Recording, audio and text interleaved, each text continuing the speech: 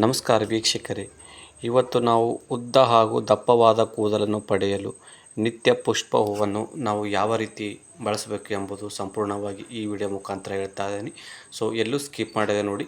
So ನಿಮಗೆಲ್ಲ ಯಾವ ರೀತಿ ಮಾಡ್ಬೇಕಂತೇಳಿ ಗೊತ್ತಾಗುತ್ತೆ. ಸೊ ಇದು ಒಂದು ಪುಷ್ಪ ಹೂವು ಅಂತೇಳಿ. ಸೊ ನೀವು ದಿನನಿತ್ಯ ಎಲ್ಲಾದರೂ ನೋಡಿರ್ತೀರ, ಇಲ್ಲ ಅಂತಂದರೆ ಮನೆ ಪಕ್ಕದಲ್ಲಿ ಬೆಳೆದಿರುತ್ತೆ. ಇದಕ್ಕೊಂದು ಬಿಳಿ ಹೂವು ಮತ್ತು ಒಂದು ರೆಡ್ ಕಲರ್ ಟೈಪ್ ಹೂವು ಆಗಿರುತ್ತೆ, ಗುಲಾಬಿ ಕಲರ್ ಇರುತ್ತೆ ನೋಡಿ. ಸೊ ಈ ಟೈಪ್ ಎರಡು ವೆರೈಟಿ ಇದರಲ್ಲಿ ಹೂವು ಬರುತ್ತೆ. ಸೊ ಈ ಹೂವದಿಂದ ನೀವೇನಾದರೂ ಮನೆಯಲ್ಲಿ ಇದ್ದರೆ ಸೊ ಇದನ್ನು ಯಾವ ರೀತಿ ನೀವು ಇದರ ಆಯಿಲ್ ಮಾಡ್ಕೋಬೇಕೆಂಬುದು ಈ ವಿಡಿಯೋ ಮುಖಾಂತರ ಹೇಳ್ತೀನಿ. ತುಂಬ ಔಷಧಿ ಗುಣವುಳ್ಳ ಔಷಧಿ ಈ ಗಿಡದಲ್ಲಿ ಅಡಗಿದೆ.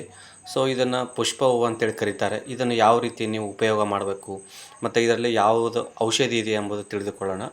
ನಿತ್ಯ ಪುಷ್ಪ ಹೂಗಳು ಅವುಗಳ ಔಷಧೀಯ ಗುಣಗಳು ಹೆಸರುವಾಸಿಯಾಗಿದ್ದು ಆರೋಗ್ಯಕರ ಕೂದಲನ್ನು ಉತ್ತೇಜಿಸಲು ಸಹಾಯ ಮಾಡುತ್ತದೆ ಮತ್ತು ಇದು ಭಾರತೀಯ ಮನೆಗಳಲ್ಲಿ ನೆತ್ತಿಯ ಆರೋಗ್ಯವನ್ನು ಸುಧಾರಿಸಲು ಬಳಸಲಾಗುವುದು. ಪ್ರಾಚೀನದಲ್ಲಿ ಪರಿಹಾರ ಕೂಡ ಇದು ಆಗಿದೆ. ಮೊದಲಿನ ಕಾಲದಲ್ಲಿ ಕೂಡ ಇದನ್ನು ಬಳಸ್ತಾ ಇದ್ದರು. ನಿತ್ಯ ಪುಷ್ಪ ಹೂವದಿಂದ ಕೂದಲು ತೊಳೆಯಬೇಕು. ಯಾವ ರೀತಿ ತೊಳಿಬೇಕಂತಂದರೆ, ಕೆಲವು ನಿತ್ಯ ಪುಷ್ಪ ಹೂಗಳನ್ನು ಕುದಿಸಿ ಮತ್ತು ತಣ್ಣಗಾಗಲು ಬಿಡಿ. ಕೂದಲನ್ನು ಬಲಪಡಿಸಲು ಮತ್ತು ಶಾಂಪೂ ಮಾಡಿದ ನಂತರ ಕೂದಲನ್ನು ತೊಳೆಯಲು ಇದನ್ನು ಬಳಸಬಹುದು. ಮತ್ತು ಈ ಹೂವಿನಿಂದ ನಾವು ಯಾವ ರೀತಿ ಎಣ್ಣೆ ಮಾಡ್ಕೋಬೇಕಂಥೇಳಿ ಹೇಳ್ತೀನಿ. ಒಂದು ಹಿಡಿ ನಿತ್ಯ ಪುಷ್ಪ ಹೂಗಳನ್ನು ತೊಗೊಳ್ಬೇಕು. ನೀವು ಈ ಹೂಗಳಾಗಿರುತ್ತಲ್ಲ, ಒಂದು ಹಿಡಿ ಅಂತಂದರೆ ಸೊ ಕೈ ತುಂಬ ಆಗುವಷ್ಟು ಒಂದು ಹಿಡಿ ಹೂಗಳನ್ನು ತೊಗೊಳ್ಬೇಕು. ತೊಗೊಂಡ್ಬಿಟ್ಟು ಏನದ, ಇದು ಬಿಸಿಲಲ್ಲಿ ಅಥವಾ ನೆರಳಲ್ಲಿ ಒಣಗಿಸಬೇಕು. ಯಾವುದಾದ್ರೂ ನಡೆಯುತ್ತೆ. ಬಿಸಿಲಲ್ಲಿ ಒಣಗಿದ್ರೆ ಆಗುತ್ತೆ, ನೆರಳಲ್ಲಾದರೂ ಆಗುತ್ತೆ.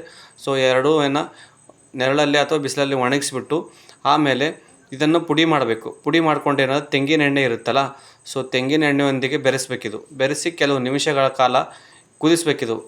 ತೆಂಗಿನ ಎಣ್ಣೆ ಮತ್ತು ಇದು ಪುಡಿ ಮಾಡಿದ ಕೆಲವೊಂದು ಹೂವು ಇರುತ್ತಲ್ಲ, ಹೂವು ಪುಡಿ ಮಾಡಿದ ಪುಡಿ ಮತ್ತು ಎಣ್ಣೆ ಎರಡೂ ಸೇರಂದು ಒಂದು 5 ನಿಮಿಷದಿಂದ ಕುದಿಸಬೇಕು. ಮತ್ತು ಈ ಎಣ್ಣೆಯನ್ನು ಸೋಸ್ಕೊಳ್ಬೇಕು. ಒಂದು ಯಾವುದಾದ್ರು ಬಟ್ಟೆ ಅಥವಾ ಅಲ್ಲಿ ನೀವು ಚಾಪತ್ತಿ ಸೋಸ್ತಿರಲ್ಲ, ಸೊ ಟೀ ಸೋಸೋದ್ರಿಂದ ಅಲ್ಲಿ ಸೊ ಇದನ್ನು ಸೋಸ್ಕೋಬೋದು.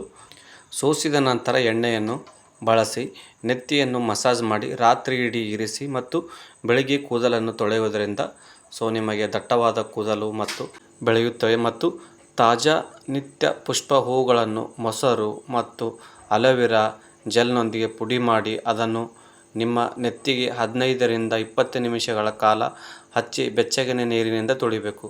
ಸೊ ಇವೇನದು ಅಲೋವೆರಾ ಜೆಲ್ ಇರುತ್ತಲ್ಲ, ಸೊ ಈ ಹೂಗಳನ್ನು ಪುಡಿ ಮಾಡಿಕೊಂಡು ಮೊಸರಿನೊಂದಿಗೆ ಮಿಶ್ರಣ ಮಾಡಿಕೊಂಡು ಒಂದು 10ರಿಂದ 15 ನಿಮಿಷ ಮಸಾಜ್ ಮಾಡಬೇಕು ಚೆನ್ನಾಗಿ. ಸೊ ಮಸಾಜ್ ಮಾಡೋದ್ರಿಂದ ಒಂದು ಸ್ವಲ್ಪ ಮಸಾಜ್ ಆದಮೇಲೆ ಒಂದು ಹಾಫ್ ಆನ್ ಅವರ್ ಆದಮೇಲೆ ಬಿಸಿ ನೀರು ಇರುತ್ತಲ್ಲ ಮನೆಯಲ್ಲಿ, ಸೊ ಬಿಸಿ ನೀರಿಂದ ಸ್ವಲ್ಪ ಇದೇನದ ಚೆನ್ನಾಗಿ ನೀವು ಕ್ಲೀನ್ ಮಾಡ್ಕೊಂಡು ತೊಳ್ಕೊಂಡ್ರೂ ಕೂಡ ನಿಮ್ಮ ಕೂದಲಿಗೆ ಒಳ್ಳೆಯ ಆರೋಗ್ಯವನ್ನು ಕೂಡ ಕಾಪಾಡಿಕೊಳ್ಳಬಹುದು.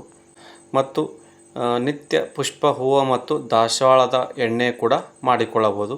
ನಿತ್ಯ ಪುಷ್ಪ ಹೂವು ಮತ್ತು ದಾಸವಾಳದ ಹೂವನ್ನು ಪುಡಿ ಮಾಡಿ ತೆಂಗಿನ ಎಣ್ಣೆಯೊಂದಿಗೆ ಮಿಶ್ರಣ ಮಾಡಿ ಎಣ್ಣೆಯನ್ನು 4ರಿಂದ 5 ನಿಮಿಷಗಳ ಕಾಲ ಬಿಸಿ ಮಾಡಿ ಸೋಸಿ ನೆತ್ತಿಗೆ ಮಸಾಜ್ ಮಾಡಿ ಮತ್ತು 1 ಗಂಟೆಯ ನಂತರ ಬೆಚ್ಚಗಿನ ನೀರಿನಿಂದ ತೊಳೆಯೋದರಿಂದ ಕೂಡ ನೀವು ನಿಮ್ಮ ಉದ್ದವಾದ ಕೂದಲನ್ನು ಪಡಿಬೋದು ಮತ್ತು ಒಳ್ಳೆಯ ರೀತಿಯಾಗಿ ನಿಮ್ಮ ಕೂದಲುಗಳನ್ನು ಕಪ್ಪಾಗಿ ಯಾವಾಗಲೂ ಹಾಗೆ ಇರಿಸುತ್ತದೆ.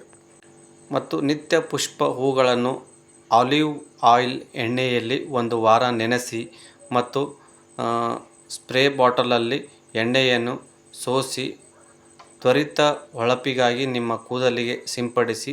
ಇವುಗಳನ್ನೆಲ್ಲ ಬಳಸುವುದರಿಂದ ನೀವು ಬೇಗನೆ ನಿಮ್ಮ ಉದ್ದವಾದ ಕೂದಲು ಮತ್ತು ದಪ್ಪವಾದ ಕೂದಲುಗಳನ್ನು ಪಡೆಯಬಹುದು.